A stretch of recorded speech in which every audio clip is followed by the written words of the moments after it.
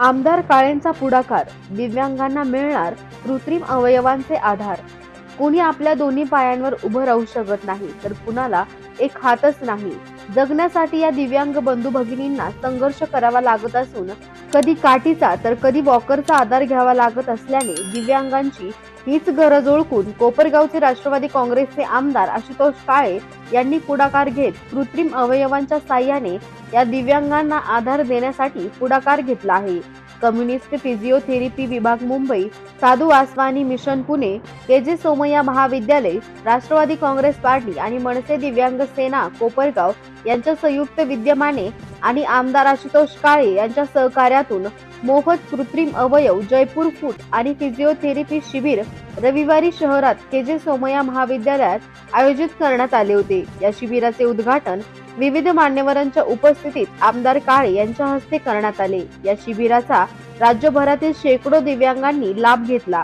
यावेळी व्यासपीठावर आमदार आशुतोष काळे, कोपरगाव तालुका एज्युकेशन सोसायटीचे चेअरमन अशोक रोहमारे, संदीप रोहमारे, के.जे. सोमय्या महाविद्यालयाचे प्राचार्य यादव सर, डॉक्टर पोथीराज पिचाई, सुशील करडे, ॲडव्होकेट संजीव कुलकर्णी आदींसह मान्यवर उपस्थित होते। आज या शिबिरात दिव्यांग बंधू भगिनींचे हाताचे आणि पायाचे मोजमाप देण्यात आले असून लवकरच कृत्रिम अवयव उपलब्ध होणार असल्याने दिव्यांगांच्या चेहऱ्यावर आनंद दिसून आलाय। सदर कार्यक्रमाप्रसंगी राष्ट्रवादी काँग्रेस पक्षाचे पदाधिकारी, कार्यकर्ते, के.जे. सोमय्या महाविद्यालयाचे प्राध्यापक, शिक्षकेतर कर्मचारी आणि दिव्यांग बांधव मोठ्या संख्येने उपस्थित होते। मी भागवत शंकर सांबारे, राहणार पुणतांबा।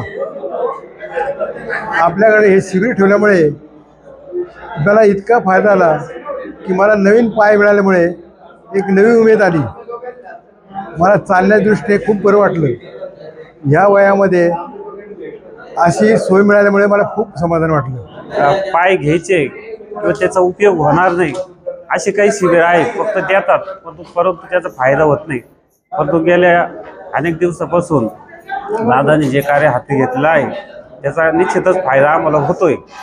मागच्या वेळेस जे शिबिरामध्ये आयोजन केलं होतं, बहुतेक लोकांना मी विचारपूस केली की हे पाय कसे आहे, आता मला तर बसला पण तुम्हाला चालला कधी, त्यांनी सांगितलं तर खूप याचा फायदा झालेला आहे आम्हाला। तर आणि खरोखरच आपल्याला अभिमान आहे आशुतोष काळेंबद्दल की खूप एवढा मोठा आमदार असो, चेअरमन असो, कारखाने, पण अहंकार नाही, म्हणजे अहंकार नाही, एक साधा जमिनीवर पाय त्या माणसाचे। हे तर आपण पाहिले इतर पुढारी कसे हवेत असतात, सामान्य माणसाशी बोलायला त्यांना लाज वाटते, तसं त्याचं नाही आहे। म्हणून त्याबद्दल आम्हाला त्याचा अभिमान आहे आणि याही पुढे आपल्याला त्याची गरज आहे। निश्चितच आपल्याला प्रगती मिळेल। कोपरगाव तालुक्यात कितीतरी फंड आणून त्यांनी रस्त्याची कामं चालू केलेली आहेत, पाणी योजना चालू केलेल्या आहेत, ज्या घोषणावय असे आपल्याला। म्हणून मी फेरवार आपल्या सर्वांचे आभार मानतो की या कार्यक्रमाच्या निमित्ताने तुम्ही आलात, आम्हाला प्रोत्साहन दिलं, सहकार्य केले दिव्यांगांच्या संस्थेला, त्याबद्दल मी तुमचे आभार, संस्थांचे आभार मानतो आणि माझा 2 शब्द संपवतो। कुटुंबाचा उदरनिर्वाह होईल या हिशोबाने त्यांनी ते करावं दिव्यांग भावनाऐवजी। आणि निधी कमी पडला तर दादा नक्कीच याला नाही म्हणणार नाही, याची मला 100% खात्री आहे। आणि त्यांना हे पण सांगितलं की त्या कॉम्प्लेक्सला दादांच्या आजोबाचं नाव देऊन टाकू आपण, काही हरकत नाही, दिव्यांगांच्यासाठी एक चांगलं काम रोजीरोटीचं होईल। अशा काही गोष्टी आहे, दादा कायम आपल्या सोबत आहे। परत एकदा मी आपल्या सर्वांचे मनपूर्वक आभार मानतो।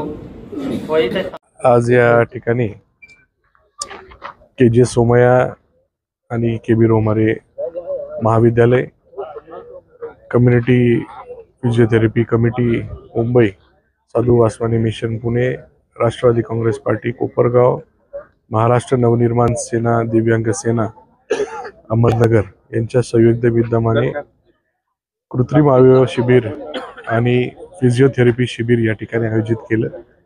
या शिबिरासाठी कोपरगाव मतदारसंघासह राज्यातून विविध ठिकाणून या ठिकाणी आपले दिव्यांग बंधू आणि भगिनी या शिबिरामध्ये त्यांचं जे काही अवयव त्यांना अपेक्षित आहे याचं माप देण्यासाठी त्यांना बोलवण्यात आलं। हे माप देऊन नंतर महिन्याभराने परत त्यांना ते अवयव देण्यात येईल असं शिबिर आपण या ठिकाणी घेतलेले. जवळपास 200 बंधू आणि भगिनी या निमित्ताने या शिबिरामध्ये सहभागी झालेले. अशी कुठली अडचण असेल दिव्यांग बांधवांची, निराधार व्यक्तींची, ती सोडवण्यासाठी मी प्रयत्न करत राहील एवढं या ठिकाणी सांगतो. आपली कुठली अडचण असेल मला संपर्क करावा. धन्यवाद. योगेश गंगवालने जी मागणी केली का दिव्यांग भवनाऐवजी त्यांना व्यापारी संकुल उभारून द्यावं. व्यापारी संकुल आपण जवळपास 4 ठिकाणी मंजूर केलेले आहे. त्याचे कामं आता लवकरात लवकर चालू होतील आणि अजूनही जिथे जिथे शासकीय जमिनी असतील कुठल्या कुठल्या विभागाच्या त्या नगरपालिकेकडे घेऊन किंवा त्याच विभागाने जेणेकरून व्यवसाय करण्यासाठी खूप सारी जागा सर्वच नागरिकांना त्याचबरोबर दिव्यांग बंधू भगिनींना देखील त्या ठिकाणी उपलब्ध होऊ शकेल असं आपण काम करतोय. डी न्यूज वृत्तवाहिनी सामाजिक, शैक्षणिक, राजकीय, धार्मिक, सहकार, सांस्कृतिक, कृषी या सर्व चालू घडामोडींचा वेध घेणारी वृत्तवाहिनी. डी न्यूज वृत्तवाहिनी, वेध वर्तमानाचा.